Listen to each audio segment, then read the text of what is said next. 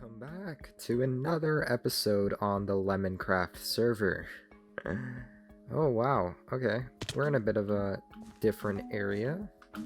Yes, we are out by this squid farm I'm in the process of building. I was going to start it this episode, but I realized the scale of this project would not actually line up with the time I would have to record this video. So, today we're going to start off by draining a whole lot of area that we need to drain. I might get some help a little bit, which would be nice, but we got a good amount of it done. Not anywhere close to over halfway, but that is why you have replay mod. So you can watch me as I sponge out this entire area. Well, fun is that? I can't even tell how far that goes because it's not even rendering over there. But yes, I mean, we're already hopping right into a replay. Hopefully this doesn't take too long. I wouldn't mind if it only took like 2 hours, because then we can actually start making product for our shop.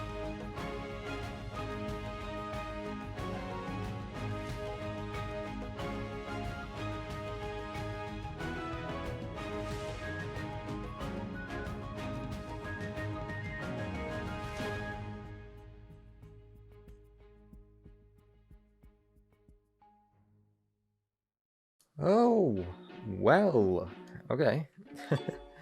Thank you to Lemon for providing that recording, or a time-lapse, because we have completely drained out every bit of water within 128 blocks of our squid farm for maximum efficiency. Holy smokes. At least it's done, right? Now, wait till you see how efficient this farm actually is. You can already see a bit of the death going on, but it won't completely work until we're down there. So we'll take a little shortcut. Just give it a second.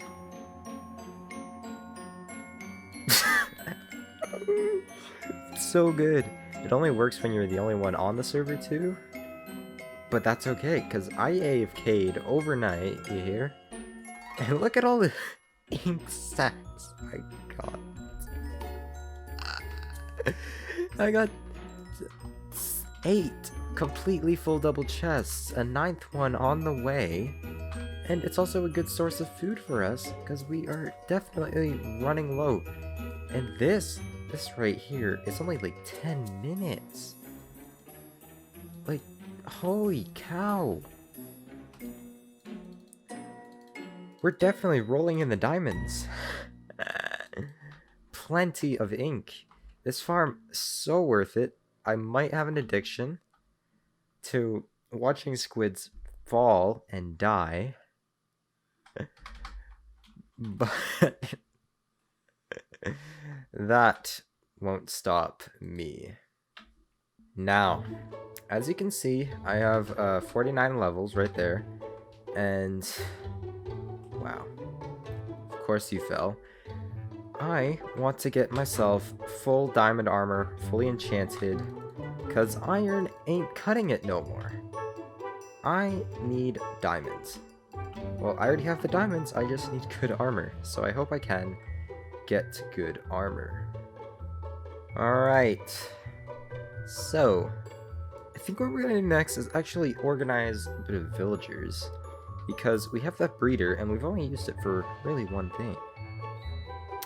And I want to get a lot of things, so what we're going to do is we're going to set up a little trading hall by our base, and I think I know just where to put it.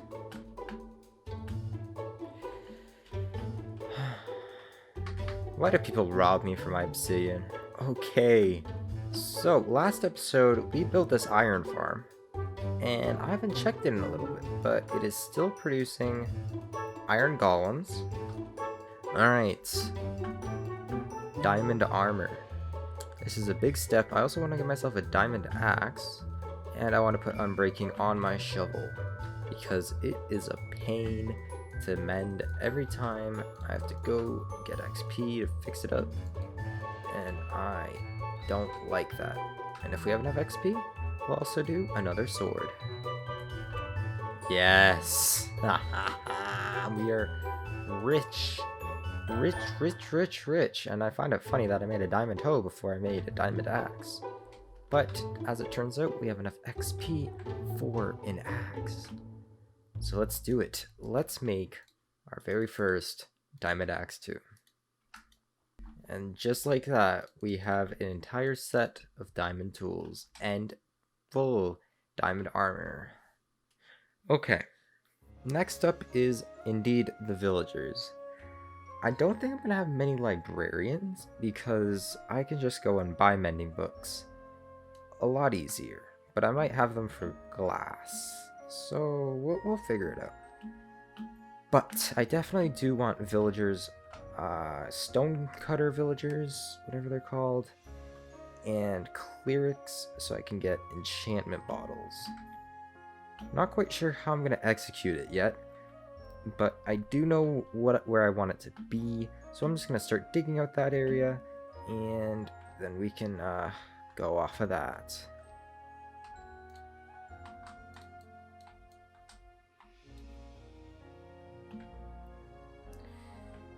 Alright, so I'm kind of building this without any formal kind of plan. I'm doing it in this like cross shape because I can fit a lot of villagers in these walls. I don't know about these cross sections, but definitely these. If I were to grab some iron blocks, and that's 8 per wing, I should probably extend it out. Maybe another, so we can have 10 per wing. And that would give us 40 villagers total, which I think is more than enough of what we need for now. Alright, so it'll look something like this once it's all placed in. These are all different villager pods, and I might dedicate each wing to like a separate kind of villager, so I have a decent amount of each. And we can always expand downwards if we need to. Shouldn't be too much of a hassle. But I say, let's just get a floor in, and we can work on the separate pods. Alright, so I got a little bit of a floor in.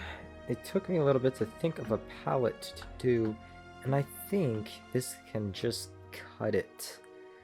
I don't want a boring floor, plus I only had blocks to work with that could be turned into slabs. But I think we have our floor down, and it's time to move on to phase 2, which is the walls, and a little bit of a, I guess, ribbon, you could call it that, around the top, and the pods for the villagers. Okay, I think that is the most of the wall design up now too. Of course, these will be where all the pods are, and where you see these logs, that's where the separation will be. I'm still figuring out how to exactly do that.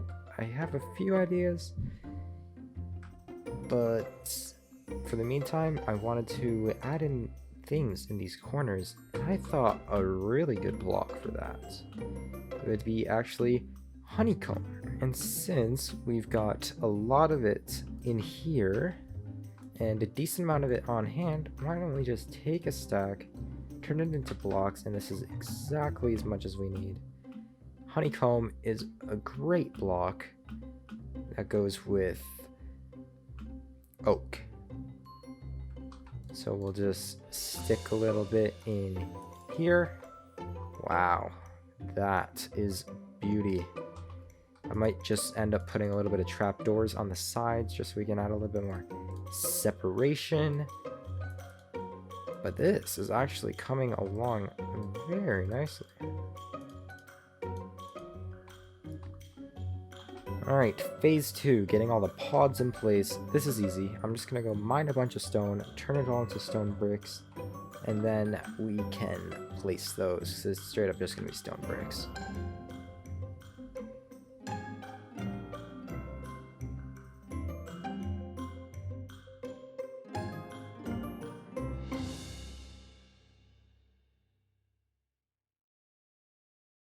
Alright. So we are back at the squid farm because it is time to stock up our shop. I've got 2 different prices here because we're also going to sell iron blocks, but we'll do that last. And yes, we need to move all of our ink sacks from here all the way to our shopping district. And that will be a lot of fun. So I'm planning on filling up 4 chests. This will take 2 trips. Hopefully, it won't take too long.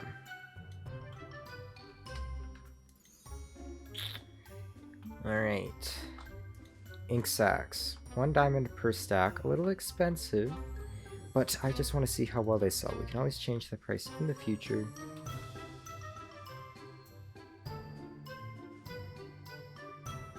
Alright!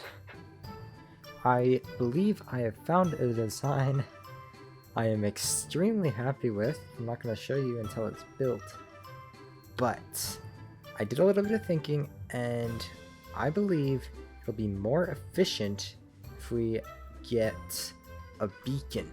So, I did a little bit of wither skeleton farming, and we got our wither all ready to go. Thing is, I don't have a Smite 5 sword. I'm a sharpness boy. So we're gonna prepare mentally, because this is gonna be crazy. I think we need a lot of healing potions. I'm not quite sure how to make them. But let me do a quick search. I think I might know. I think it's golden melons. But I'm doing a quick search anyways. Alright. So, I'm gonna bring up some backup stuff. Just in case I do die. Right? So that's probably a good idea. And this is gonna be crazy, alright? This is gonna be crazy. I think I'm as prepared as I can be. Got all of our potions. Maybe we should get milk, but I have no clue where any cows are. I'll just bring the buckets along with us, wherever they are. One's in here. Alright, let's bring our stuff and do this. I'm going to set up a safe house in here. No, this is going to be the worst safe house you'll ever see. It shouldn't be too bad. I mean, we got pretty good armor, and this is just backup in case we do die. I am heart beating so much.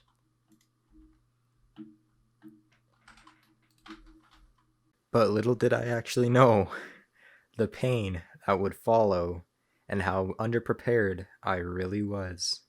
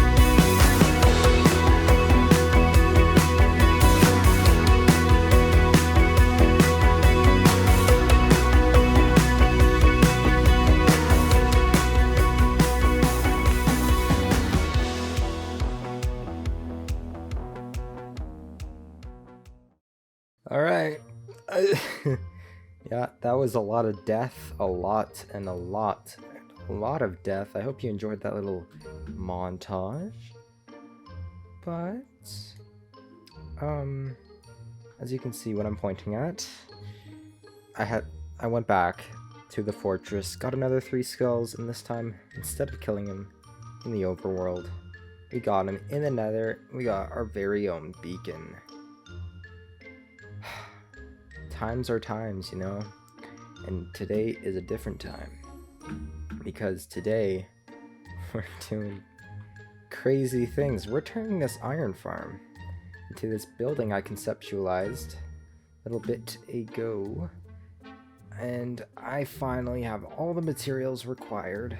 Probably gonna have to move it because it's in the way. But, yes, lots and lots of blocks to use on our building here. They all go together in unison. This is a lot of grinding, but by the end of it, it will look phenomenal. And I will see you once we have completed this. We did it! We have officially constructed the shell for the iron farm. I don't know where the best view is. Probably somewhere over there. I'll go check it out. This is a massive success. And I am so happy that this ended up coming together. But due to this build being absolutely massive, we are completely out of video time. This is a big build. I'm very glad with how it turned out. So, yeah, I hope you enjoyed today's episode, and I will see you in the next one. Later.